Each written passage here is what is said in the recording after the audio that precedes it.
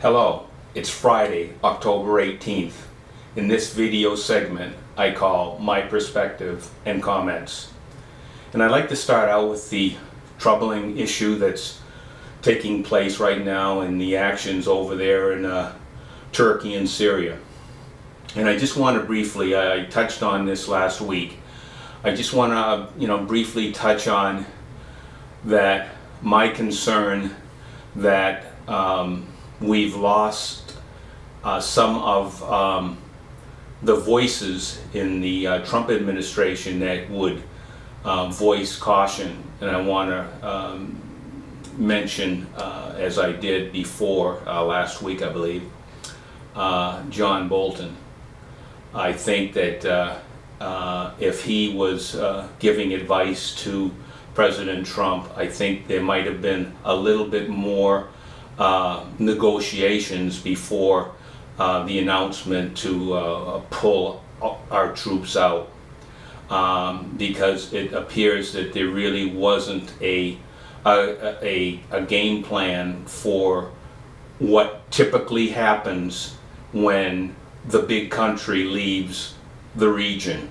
It gets filled by bad actors, and Turkey is a bad actor, and Erdogan is a thug, and that's a concern of mine. I think that there have been many voices, or quite a few voices on the right that have voiced their concern. Mitch McConnell voiced his support and thanks to the Kurds. We know Lindsey Graham has been strong that in his reaction to what has taken place and abruptly pulling the troops out. And I want to highlight something that Nikki Haley tweeted. Now, Nikki Haley was the ambassador to the U.S. for the U.S. under the Trump administration. And here's what she had to say in a tweet here in the last couple days. We must always have the backs of our allies if we expect them to have our backs. The Kurds were instrumental in our successful fight against ISIS in Syria. Leaving them to die is a big mistake. And I do agree with Nikki in this respect, that there should have been more upfront planning. And one of the things that really concerned me was the statement that was made. Trump has made it that somehow these Kurds in Syria are different than these Kurds in Iraq. And folks, I just want to say this: when you bled and when you bleed and die, it's the same in Iraq as the same in Syria. In Syria, the Kurds in Syria fought alongside the U.S. soldiers. They brought the heavy fighting, ground fighting in Syria against ISIS in that battlefield. So they shed their treasure, their blood. And so to say somehow that that's not the same as dying in Iraq, I don't agree with that. So I hope that and the negotiation or sending the Secretary of State and a Vice President, Secretary of State Mike Pompeo, and the Vice President Mike Pence to Turkey was the right move. But look what Erdogan did. Oh yeah, we'll cease fire, and then not even 10 hours go by, and there's still some rockets and some fire going on. Now, supposedly, this was just a quick skirmish, or from so says Turkey, but it's something that we want to keep an eye on and watch. I'd like to talk about this past week, the crazy train was on the track, and we had the Democratic debates. And I'd just like to point out it wasn't high energy like what was taking place in Dallas in the Trump rally, but we had the same old themes: the evil companies, the evil pharmaceuticals, and how the Democrats are going to be able to give the people free this and free that, free health care, free college. And there were some minor fireworks. I think that the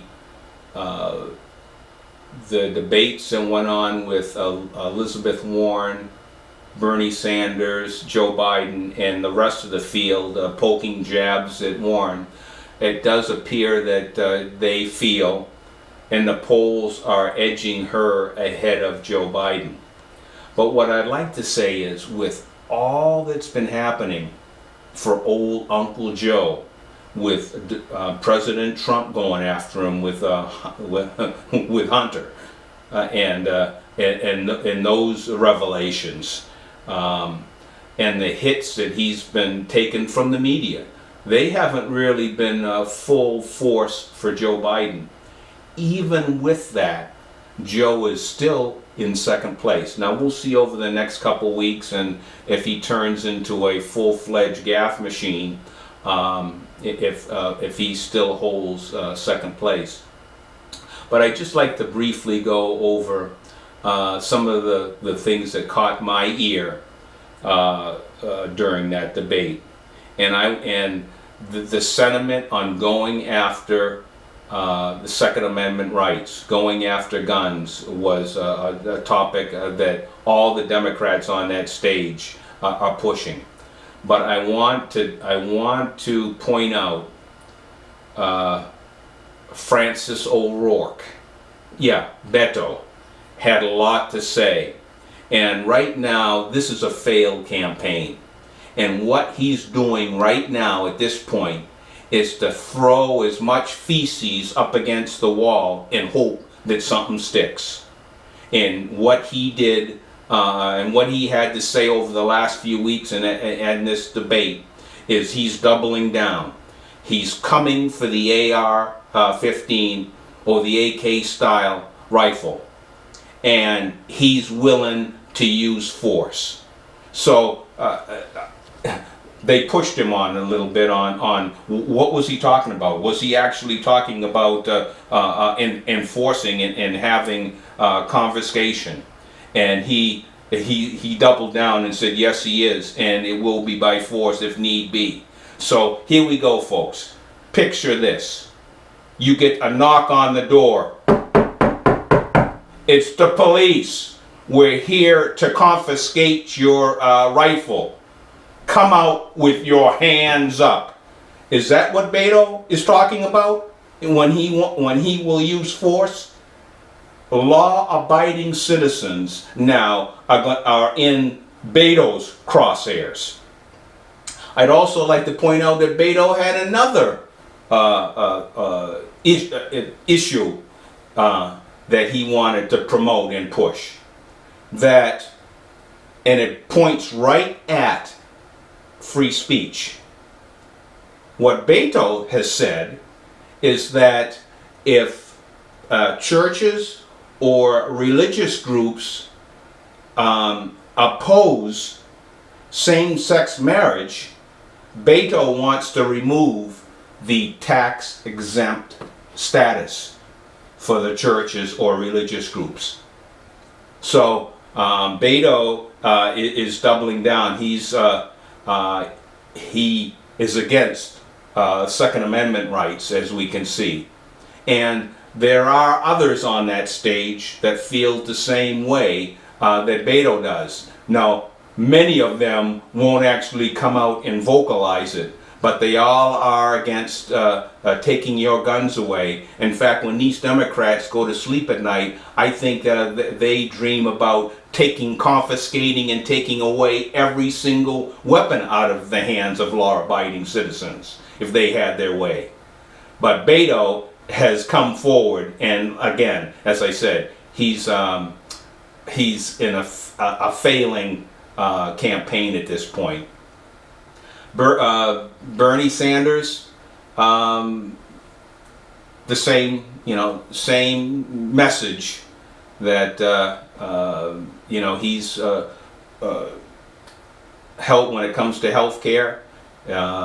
It's socialized medicine, and same with Elizabeth Warren.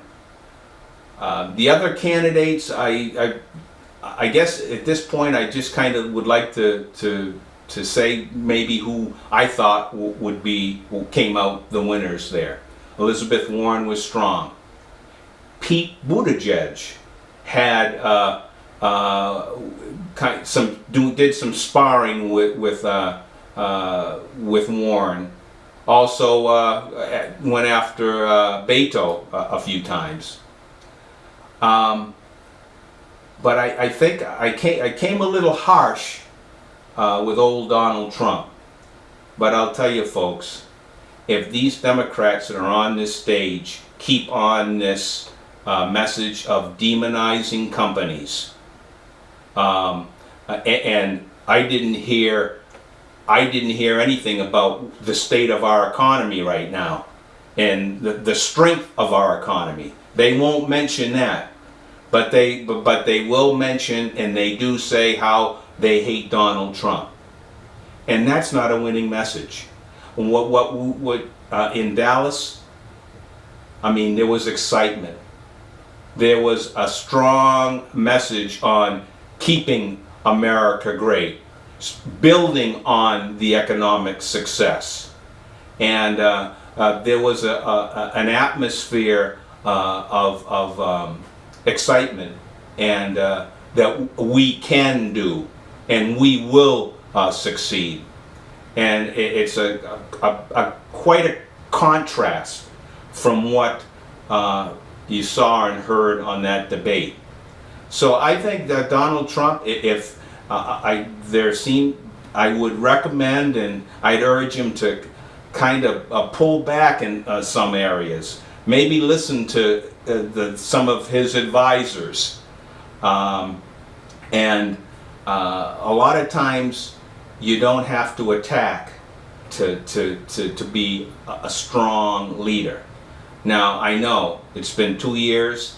This is Donald Trump. We knew what we got with Donald Trump. He's doing what he said he would do, even in the fact of Turkey, to have these endless wars and be stuck overseas. I know what he was saying, but there has to be a strategy on the withdraw, because we've seen that over and over again. We take down a bad dictator in a country, and guess what fills the void? We have to be more strategic. And the other thing I wanted to end with, and I'm behind Donald Trump, but one area that, when it comes to Erdogan, and what we heard from Donald Trump, was that Turkey was telling the United States, you better get your troops out of here because we're coming. Now, I would say, and I would just give President Trump, we know that the United States is the strongest nation on this earth. And to have this country telling us we better skedaddle because they're coming, I think President Trump could have said, well, if you don't want your country to go bankrupt, and if you don't want to anger the United States by threatening us, or even threatening our troops. And I think that would have been the right message if Turkey's threatening to mow over our soldiers. We are the country that others don't mess with. And Donald Trump's been strong on that. And I think that if Erdogan had the gumption to come out and say that he was going to offensively come in regardless of whether the United States was there or not, I think he was bluffing. And I wish that Donald Trump had called his bluff. But he's strong. These campaign stops, these rallies, he shines on in those rallies, and it really gets his base fired up, and that's a good thing. Right in Texas, right in where you keep hearing, well, Texas could be turning. If you looked at that rally, I don't think so. So we have a lot to look forward to in the coming months here as the Democratic campaign winds down, and we start focusing on the national race. Once again, Trump, if he stays focused, stays on message, we have a good possibility of that positive turnout. The American people aren't going to vote crazy. They're going to vote for a strong America and keeping America strong. And that's my perspective and comment.